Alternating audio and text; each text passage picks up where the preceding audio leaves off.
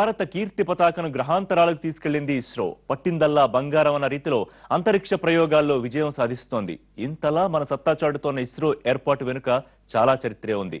తొలి ఉపగ్రహం ఆర్యభట్ట నుంచి మొన్న ప్రయోగించిన మామ్ వరకు సాంకేతికంగా అందున స్వదేశీ పరిజ్ఞానాన్ని అభివృద్ధి చేసి ఉపయోగించుకోవడంలో ఇస్రో ముందుంది. అందుకే మార్స్ మిషన్ కోసం అమెరికా 4500 కోట్లు ఖర్చు పెడితే అదే మిషన్ను మనం 454 కోట్ల రూపాయలతో విజయవంతం చేయగలిగాం.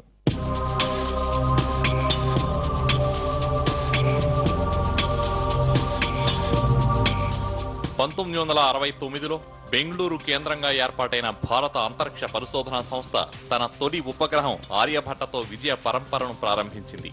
1975 ఏప్రిల్ 19న స్వదేశీ పరిజ్ఞానంతో రూపొందించిన ఆర్యభట్టను జయప్రదంగా అంతరిక్షంలోకి పంపింది ఇస్రో. నాటి సోవియట్ యూనియన్ సహకారంతో వ్యోమనౌక SLV-3 రోహిణితో ఈ ప్రయోగాన్ని నిర్వహించింది.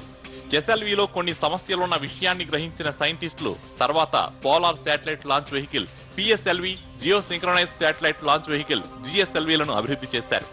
ఈ రెండు రాకెట్లతో అనేక కమ్యూనికేషన్ శాటిలైట్లను, భూ సముద్ర పరిశోధన శాటిలైట్లను అంతరిక్షంలోకి పంపారు. ఇలా మన సొంత అవసరాలను తీర్చుకోవడంతో పాటు వివిధ దేశాలకు చెందిన శాటిలైట్లను వ్యాపార పరంగా కూడా అంతరిక్షంలోకి విజయవంతంగా ప్రవేశపెడుతూ ఈ రంగంలో మన సత్తా ఏమిటో ప్రపంచానికి చాటింది ఇస్రో.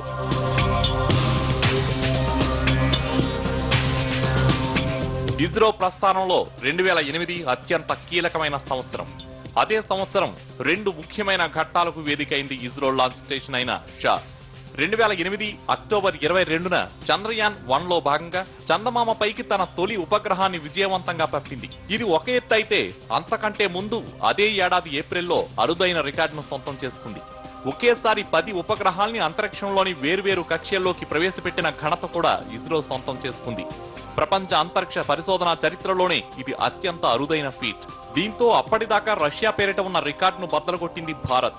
అలాగే ఈ ఏడాది జూన్లో PSLV రాకెట్ సాయంతో ఒకేసారి 5 విదేశీ ఉపగ్రహాల్ని నిర్ణీత కక్షలో ప్రవేశపెట్టి తన సత్తా మరోసారి నిరూపించింది ఇస్రో.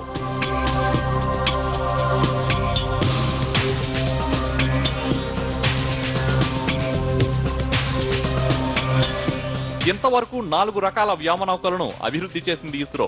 5వ తరం ప్రస్తుతం ప్రయోగ దశలో ఉంది. అయితే ఇప్పటిదాకా రూపొందించిన రాకెట్లలో అత్యంత విజయవంతమైంది మాత్రం PSLVనే. PSLVతో ప్రయోగం అంటే సక్సెస్ గ్యారంటీ అన్న రేంజ్ కు వచ్చింది పరిస్థితి.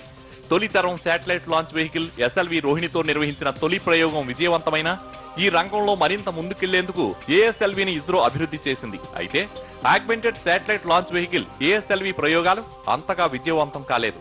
1979 నుంచి 83 మధ్య ASLVని 4 సార్లు ప్రయోగించగా 2 సార్లే విజయవంతమైంది. దీంతో ఆ ప్రాజెక్టును పూర్తిగా నిలిపివేసింది ISRO. Polar satellite launch vehicle PSLVని అభివృద్ధి చేశాక తన సత్తా ఏంటో చాటింది ఇస్రో. ఇది కమర్షియల్ సక్సెస్ కు కూడా ఉపయోగపడింది. ఇస్రోకు విదేశాల నుంచి భారీగా నిధులు సమకూర్చుకోవడానికి PSLV ఉపయోగపడింది. PSLV సాయంతో ఇంతవరకు 70 ఉపగ్రహాలను ప్రయోగించగా అందులో భారత్ కు చెందినవి 30 మాత్రమే. మిగతా 40 ఇతర దేశాలివి. దీంతో భవిష్యత్తులో భూ సమీప కక్ష్యలో సుమారు 5 టన్నుల బరువు ఉన్న శాటిలైట్లను ప్రవేశపెట్టగల సామర్థ్యం ఉన్న వ్యోమనౌకల అభివృద్ధిలో భాగంగా geo synchronise satellite launch vehicle GSLV project పై ఇస్రో దృష్టి సారించింది. దీనికి అవసరమైన క్రయోజెనిక్ ఇంజిన్ కూడా అభివృద్ధి దశలోనే ఉంది.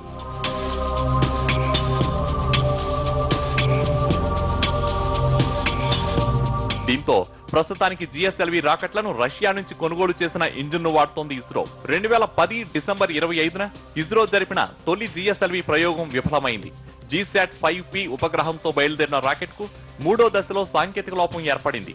గతి తప్పిన రాకెట్ ను గాల్లోనే పేల్చేయాల్సి వచ్చింది. అయితే ఈ ఏడాది జనవరి 5న GSAT-14 ఉపగ్రహాన్ని GSLV D5 రాకెట్ సాయంతో సమర్థవంతంగా కక్షలో ప్రవేశపెట్టి తన సత్తా నిరూపించుకుంది ఇస్రో. GSLV Mark 3 అభివృద్ధిపై ప్రస్తుతం ఇస్రో దృష్టి పెట్టింది. భూ స్థిర కక్షలోకి భారీ ఉపగ్రహాల్ని ప్రవేశపెట్టడమే లక్ష్యంగా ఈ ప్రాజెక్ట్ నడుస్తోంది. వచ్చే ఏడాది కల్లా GSLV-3ని సిద్ధం చేసే ప్రయత్నం జరుగుతోంది. మొత్తం మీద చరిత్రను తరిచి చూస్తే అంతరిక్ష ప్రయోగాల్లో అత్యంత తక్కువ వైఫల్యాలు నమోదైన సంస్థగా ఖ్యాతి గడించింది ఇస్రో. ఉపగ్రహ ప్రయోగాలకు మనం ఇతర దేశాలపై ఆధారపడాల్సిన అవసరం లేకుండా చేసింది. పైగా వేరే దేశాల ఉపగ్రహాలను ప్రయోగించడం ద్వారా భారీగా ఆదాయం గడిస్తోంది. ఇలా చెప్పుకుంటూ పోతే ఇస్రో ప్రస్థానంలో ఎన్నో విజయాలున్నాయి. అగ్రరాజ్యాలుగా చెప్పుకునే దేశాలు అత్యంత ఖర్చు పెట్టి ఉపగ్రహాలను ప్రయోగిస్తే అవే ఉపగ్రహాలను అందులో 10వ వంతు ఖర్చుతో ప్రయోగించగలిగిన సాంకేతిక సామర్థ్యాన్ని సమకూర్చుకుంది ఇస్రో. ఎలైట్ స్పేస్ క్లబ్ లో సభ్యులమని గొప్పగా చెప్పుకునే దేశాలకు సైతం సాధ్యం కాని ప్రయోగాలను ఇస్రో చేసి చూపింది. ఖగోళ శాస్త్రంలో మేం ఆర్యభట్ట వారసులమేనని నిరూపిస్తోంది.